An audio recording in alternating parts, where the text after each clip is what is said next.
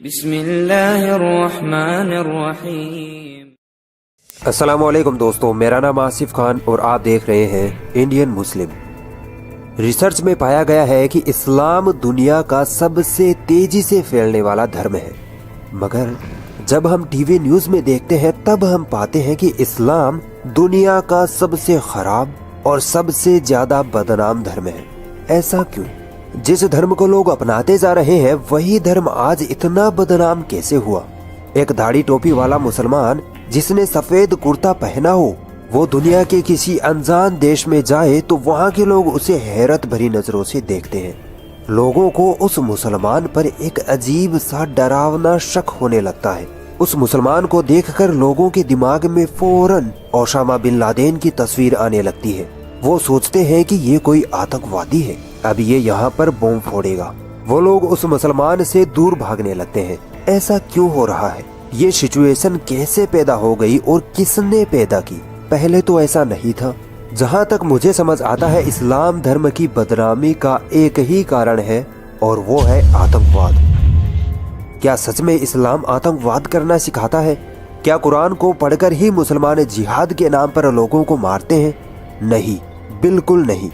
कुरान की इस आयत पर गौर करिए। अल्लाह ताला फरमाता है सूरह माइदा की आयत नंबर 32 में, जिसने एक बेगुनाह इंसान की जान बचाई तो उसने पूरी इंसानियत को बचा लिया, और जिसने एक भी बेगुनाह इंसान की जान ली उसको मारा तो उसने पूरी इंसानियत को मारने का पाप किया।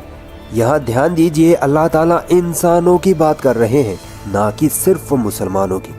मोहम्मद सल्लल्लाहु अलैहि वसल्लम फरमाते हैं कि मजलूम यानी जिस पर जुल्म किया गया है उसकी बद्दुआ से बचो, चाहे वो कोई गैर मुस्लिम ही क्यों ना हो, क्योंकि उसकी बद्दुआ अल्लाह फौरन सुन लेता है। इस हदीस में मोहम्मद सल्लल्लाहु अलैहि वसल्लम का कहना है कि तुम किसी पर नाहक बिना वजह जुल्म ना किया करो, चाहे वो कोई गैर मुस्लिम ही क्यों ना हो। एक दूसरी जगह मोहम्मद सल्लल्लाहु अलैहि वसल्लम फरमाते हैं कि एक सच्चा मुसलमान वो है जिसकी जुबान और हाथ से दूसरे लोग महफूज हो। दोस्तों, इस्लाम सिर्फ शांति नहीं सिखाता बल्कि इससे भी ऊंचे दर्जे की चीज सिखाता है, जिसे कहते हैं एहसान, बेस्ट बिहेवियर। कुरान में सूरह फुसिलत आयत नंबर 34 में अल्लाह ताला फरमाता है कि बुरी चीज का बदला तुम अच्छाई से दिया करो। सूरह बकरा की आयत नंबर 190 में अल्लाह ताला फरमाता है कि जो लोग तुमसे लड़ते हैं तुम भी उनसे अल्लाह की राह में लड़ो, मगर जुल्म, ज्यादती, नाइंसाफी मत करना। नाइंसाफी करने वालों को अल्लाह अपना दोस्त नहीं बनाता। इस आयत पर अगर आप थोड़ा सा भी ध्यान दे लेंगे ना तो सब कुछ समझ में आ जाएगा। यहाँ अल्लाह मुसलमानों को लड़ने का तो हुक्म दे रहा है, मगर कब? जब गैर मुस्लिम खुद आकर मुसलमानों के साथ लड़े तब, यानी जवाबी कार्यवाही में लड़ना है। और दुश्मनों के साथ नाइंसाफी तो बिल्कुल भी नहीं करनी, यानी बिना वजह उनसे लड़ाई झगड़ा नहीं करना है। ये अल्लाह ताला को बिल्कुल भी पसंद नहीं है। अब बताइए, जो कुरान लड़ाई झगड़े जंग करने में भी दुश्मनों पर इंसाफ करने की बात कहता है, वो कुरान कहाँ से मुसलमानों को कहेगा कि जाओ जिहाद के नाम पर बेगुनाहों को मार डालो? चलिए एक बहुत ही बेहतरीन और सब कुछ साफ कर देने वाली आयत आपके सामने रखता हूँ, जिससे ये साफ हो जाएगा कि इस्लाम गैर मुसलमानों को मारने का नहीं बल्कि उनसे प्यार और मोहब्बत करने का हुक्म देता है। कुरान में लिखा है कि जिन लोगों ने तुमसे धर्म के लिए लड़ाई झगड़ा या जंग नहीं की, जिन लोगों ने तुमसे धर्म के लिए लड़ाई झगड़ा या जंग नहीं की और ना ही तुमको तुम्हारे घरों से निकाला, तो उनके साथ भलाई और इंसाफ करने से अल्लाह तुमको मना नहीं करता। अल्लाह तो इंसाफ करने वालों को दोस्त रखता है। अब जिस इंसान के पास थोड़ा सा भी दिमाग होगा वो बड़ी ही आसानी से समझ जाएगा कि कुरान तो गैर मुसलमानों के साथ प्यार और मोहब्बत, इंसाफ करने के लिए कह रहा है, ना कि झगड़ा करने के लिए। कुरान तो उन लोगों के साथ जंग या झगड़ा करने के लिए कहता है जो बिना वजह मुसलमानों के साथ धर्म के लिए लड़ाई करते हैं और मुसलमानों को परेशान करके उनके घरों से निकालने की कोशिश करते हैं। अब इतनी सारी बातों के बाद कोई गैर मुसलमान ये तो कह देगा कि चलो मान लिया कि इस्लाम शांति सिखाता है, मगर वो आतंकवादी, वो है तो मुसलमान ही ना, वो है तो तुम में से ही ना। वो तुम्हारे समाज से ही तो निकलते हैं। तुम मुसलमान आतंकवाद के खिलाफ कभी नहीं बोलते। क्या सच में मुसलमान आतंकवाद के खिलाफ नहीं बोलता? चलिए आइए फैक्ट्स देख लेते हैं। सऊदी अरब के ग्रैंड मुफ्ती का फतवा है कि आईएसआईएस इस्लाम का सबसे बड़ा दुश्मन है। अगर इंडिया की बात करें तो हजार बड़े बड़े उलमाओं ने आईएसआईएस के खिलाफ फतवा दिया था। अभी फिलहाल 2015 में 70,000 बड़े बड़े उलमाओं ने आईएसआईएस और इस्लाम के नाम पर किए जा रहे आतंकवाद के खिलाफ फतवा दिया था। नवंबर 2008 की ये रिपोर्ट देखिए, जिसमें हैदराबाद के 6,000 उलमाओं ने मिलकर इस्लाम के नाम पर फैलाई जा रहे आतंकवाद के खिलाफ फतवा जारी किया था। इसे हैदराबाद डिक्लेरेशन भी कहा जाता है। अब इतने सारे प्रूफ के बाद भी ये सवाल खड़ा होता है कि जब इस्लाम आतंकवाद नहीं सिखाता, मुसलमान आतंकवाद को सपोर्ट नहीं करते, तो फिर ये लोग कौन हैं जो आतंकवादी बने फिरते हैं? दोस्तों, इस सवाल का जवाब मोहम्मद सल्लल्लाहु अलैहि वसल्लम ने 1400 साल पहले ही दे दिया था। सुनिए मोहम्मद सल्लल्लाहु अलैहि वसल्लम ने इन आतंकवादियों के बारे में क्या कहा था। मोहम्मद सल्लल्लाहु अलैहि वसल्लम ने इन आतंकवादियों को ख्वारिज कहा था और इनके बारे में फरमाया कि ये सारे इंसानों में सबसे घटिया किस्म के लोग होते हैं। इनका प्रॉब्लम ये होता है कि ये कुरान तो पढ़ते हैं, मगर कुरान इनके हलक से, इनके गले से नीचे नहीं उतरता, यानी इनके दिलों में नहीं उतरता। ये लोग कुरान पर गौर नहीं करते, कुरान को सही से समझते नहीं हैं। आगे एक और बात मोहम्मद सल्लल्लाहु अलैहि वसल्लम ने इन ख्वारिज के बारे में ये बताई कि ये लोग उम्र में कम और समझ में कमजोर होते हैं।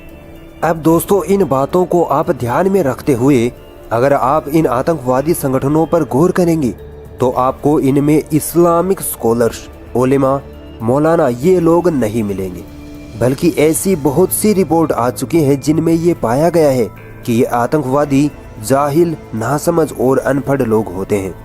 मिसाल के तौर पर बीबीसी की एक रिपोर्ट में बताया गया कि बोको हराम और अल शबाब आतंकवादी संगठनों के पकड़े गए 500 से अधिक आतंकवादियों का इंटरव्यू लेने पर पाया गया कि इनमें स्कूली शिक्षा और इस्लाम धर्म का ज्ञान न के बराबर था। इनको इस्लाम धर्म के बारे में रत्ती भर भी मालूम नहीं था। बीबीसी की इस रिपोर्ट को और भी बल मिलता है इंडिपेंडेंट की इस रिपोर्ट से, जिसमें बताया गया है कि फरवरी 2015 में आईएसआईएस ने इराक के मोसूल शहर की कई बड़ी बड़ी लाइब्रेरीज को जला डाला था, जिसमें बहुत सारी इस्लामिक मैन्युस्क्रिप्ट्स भी जल गई थी। अब इससे ये साबित होता है कि ये आतंकवादी लोग इल्म, नॉलेज के खिलाफ होते हैं, क्योंकि अगर कोई मुसलमान इस्लाम का सही अध्ययन कर लेगा तो वो इनके झांसे में नहीं आएगा। अब एक सबसे बड़ा सवाल ये बनता है कि ये आतंकवादी आए कहां से, कैसे ये पूरी दुनिया में फैल गए। दोस्तों, ये जो आज हम आतंकवाद देख रहे हैं उसकी शुरुआत 9/11 अटैक से हुई। 2001 में अमेरिका में जो ट्विन टावर अटैक हुआ था वहां से शुरू हुई थी। लोग कहते हैं कि वो अटैक ओसामा बिन लादेन ने करवाया था। हो सकता है करवाया होगा, मगर कई बड़े बड़े अमेरिकी अधिकारी, एजेंसीज ये मानती हैं कि ये इनसाइड जॉब था, यानी अमेरिका की सरकार ने खुद ये हमला करवाया था। इसी हमले की वजह से आज का आतंकवाद पैदा हुआ। मगर इससे भी बड़ा हमला अमेरिकी मीडिया ने इस्लाम पर ये किया कि मीडिया ने इसे इस्लामिक आतंकवाद नाम दे दिया, यानी आतंकवाद को धर्म से जोड़ दिया। और फिर अमेरिकी मीडिया ने इस्लाम को बदनाम करने के लिए अपनी पूरी जान फूंक डाली। 2014 तक हमारा प्यारा भारत बहुत शांत था, मगर जैसे ही 2014 में सरकार बदली, एक तरफ मीडिया ने हिंदू मुसलमान में जहर घोलना शुरू किया, तो दूसरी तरफ कई ऐसे संगठन जो कभी सामाजिक कार्य किया करते थे वो आज आतंकवादी संगठनों की तरह काम करने लगे।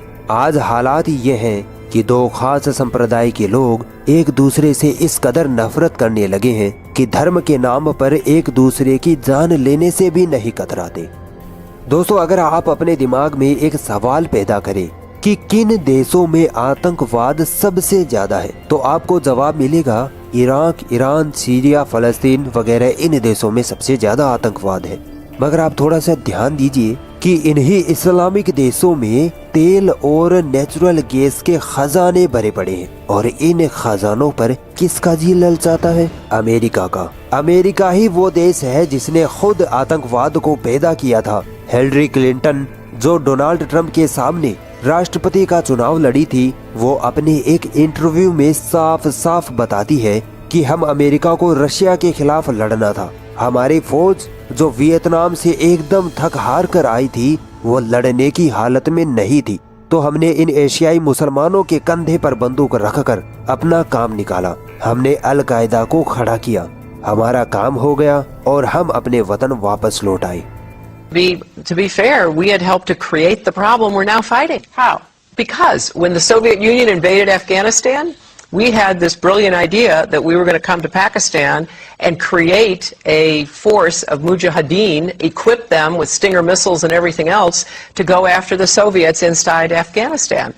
And we were successful. The Soviets left Afghanistan and then we said, great, goodbye. दोस्तों, कई इंटरनेशनल मीडिया में ये रिपोर्ट आ चुकी है कि अमेरिका ने पाकिस्तान को हथियार बनाकर अल कायदा को खड़ा किया था, जिसके लिए अमेरिका ने मुस्लिम नौजवानों को मदरसों में आतंकवाद की ट्रेनिंग दिलवाई थी।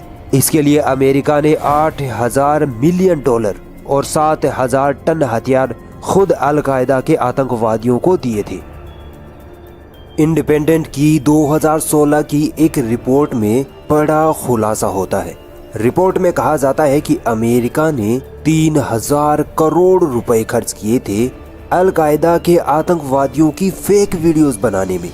यानी अमेरिका अपने ही लोगों को अल कायदा के आतंकवादी बनाता और उनसे अपने ही लोगों को मरवाता और उनकी वीडियो बना के मीडिया में पहुंचा देता और फिर मीडिया उसे इस्लामिक आतंकवाद का नाम लेकर इस्लाम को बदनाम करने में लग जाता। ये अमेरिका का खुला प्रोपेगेंडा था ताकि वो आतंकवाद का बहाना लेकर इस्लामिक देशों पर आक्रमण कर सके और वहां के तेल के खजानों पर कब्जा कर सके। और अमेरिका ने ऐसा किया भी। अमेरिका ने इराक पर आतंकवाद का इल्जाम लगाकर हमले किए, इराक, ईरान, सीरिया को बर्बाद कर दिया, मगर फिर भी अमेरिका वहां के तेल के कुओं पर कब्जा नहीं कर पाया। ऐसा ही बहाना लेकर अमेरिका ने अफगानिस्तान को भी बर्बाद कर दिया था, मगर जब कुछ हासिल न हुआ तो अमेरिका तालिबान के साथ शांति वार्ता के लिए मीटिंग की पेशकश करता हुआ नजर आया। दोस्तों, आपके रोंगटे खड़े हो जाएंगे ये बात सुनकर कि आज के आतंकवाद की वजह से 90% आतंकवादी घटनाओं में खुद मुसलमान ही मारे जा रहे हैं। इराक, ईरान, सीरिया, यहाँ हम देखते हैं सबसे ज्यादा आतंकवाद है और यहाँ मेजोरिटी में मुसलमान ही रहते हैं। अब ये समझ से परे की बात है कि ये भला कौन सा जिहाद है जिसमें मुसलमान को ही मारे जा रहा है। 2017 की ABC न्यूज की इस रिपोर्ट को देखिए। खुलासा हुआ है कि दुनिया के पूरे आतंकवाद यानी ग्लोबल टेररिज्म के सबसे बड़े विक्टिम्स मुस्लिम ही हैं। US डिपार्टमेंट ऑफ स्टेट की ये रिपोर्ट देखिए, जिसमें कहा गया है कि आतंकवाद के कारण 82 से 97% मौतें सिर्फ मुसलमानों की ही होती हैं। फोर्ब्स 2016 की इस रिपोर्ट पर जरा गौर करिए। ये रिपोर्ट बताती है कि दुनिया के 10 वो देश जो आतंकवाद से सबसे ज्यादा पीड़ित हैं, उनमें 9 तो सिर्फ मुस्लिम देश हैं। Libya, Egypt, Somalia, Yemen, Syria, Pakistan, Nigeria, Afghanistan और इराक। अब सोचिए, अगर इस्लाम आतंकवाद सिखाता तो क्या इस्लामिक देशों में ही आतंकवाद होता? क्या उन्हीं देशों में ही मुसलमान को मार रहे होते? बिल्कुल नहीं। ये इस्लामिक आतंकवाद नहीं, ये मीडिया आतंकवाद है, ये पॉलिटिकल आतंकवाद है। मगर एक अपना प्यारा भारत भी इन 10 देशों की लिस्ट में शामिल है। मगर भारत में आतंकवादी ISIS, अल कायदा वाले जिहादी नहीं, बल्कि माओवादी है, माओविस्ट हैं, जो धर्म से हिंदू हैं। भारत का सबसे खतरनाक आतंकवादी संगठन ये माओविस्ट हैं। मगर लोग मुसलमानों से नफरत के कारण इन आतंकवादी संगठनों को इतने हल्के में लेते हैं कि 90% भारतीयों को तो इन आतंकवादी संगठनों के नाम तक मालूम नहीं है। 2009 की कॉम्बैट टेररिज्म सेंटर की रिपोर्ट में खुलासा होता है कि आतंकवादी संगठन अल कायदा के द्वारा किए गए आतंकवादी हमलों में सबसे ज्यादा मुसलमानों की ही मौतें हुई हैं। अब इतने सारे सबूत देखने के बाद भी मुझे नहीं लगता कि किसी समझदार इंसान को इस्लाम को आतंकवाद से अलग करने के लिए किसी और सबूत की जरूरत पड़ेगी। इस्लाम किसी को बिना वजह थप्पड़ एक गाली देना भी नहीं सिखाता। आतंकवाद तो कोसों दूर की बात है। ये आतंकवाद मीडिया की देन है। ये आतंकवाद राजनीति की देन है। अगर इस्लाम आतंकवाद सिखाता तो आज इंडोनेशिया में सबसे ज्यादा आतंकवाद होता, सऊदी अरब में आतंकवाद की फैक्ट्रियां होती, दुबई में गैर मुसलमानों को घुसने तक नहीं दिया जाता, कतर में हर रोज आतंकवादियों के जहाज उड़ रहे होते और गैर मुस्लिम देशों पर बमबारी कर रहे होते। अरे ये इराक, ईरान, सीरिया वगैरह में तो गृह युद्ध छिड़ा हुआ है। वो लोग खुद इससे परेशान हो चुके हैं, मगर अमेरिका इस आग में पेट्रोल का काम करने में लगा है ताकि उसका फायदा होता रहे। दोस्तों, मैं मीडिया के बारे में ज्यादा नहीं बोलूंगा क्योंकि आप बखूबी जानते हैं कि इस्लाम को बदनाम करने में मीडिया का कितना बड़ा हाथ है। मैं आपके सामने कुछ रिपोर्ट्स रखूंगा जिससे मीडिया की पोल खुल जाएगी। इंडिपेंडेंट की एक रिपोर्ट में खुलासा किया गया कि अगर कोई गैर मुस्लिम कोई आतंकवादी हमला करता है तो मीडिया इसे बड़े ही लाइटली अंदाज में खबर दिखाकर नजरअंदाज कर देता है और उसको आतंकवादी नहीं हमलावर कहती है। मगर जब आतंकवादी घटना में कोई मुसलमान शामिल होता है तो मीडिया इस खबर को 5 गुना ज्यादा दिलचस्पी के साथ दिखाता है। यानी सीधे शब्दों में गैर मुस्लिम की आतंकवादी घटना को बस एक बार और मुस्लिम की एक आतंकवादी घटना की खबर को 5 बार दिखाया जाता है। उस पे लगातार घंटों घंटों डिबेट होती है। इसी रिपोर्ट में आगे कहा गया है कि अमेरिका में मुसलमानों द्वारा सिर्फ 12% ही आतंकवादी हमले किए गए, जबकि गैर मुसलमानों द्वारा 78% आतंकवादी हमले किए गए थे।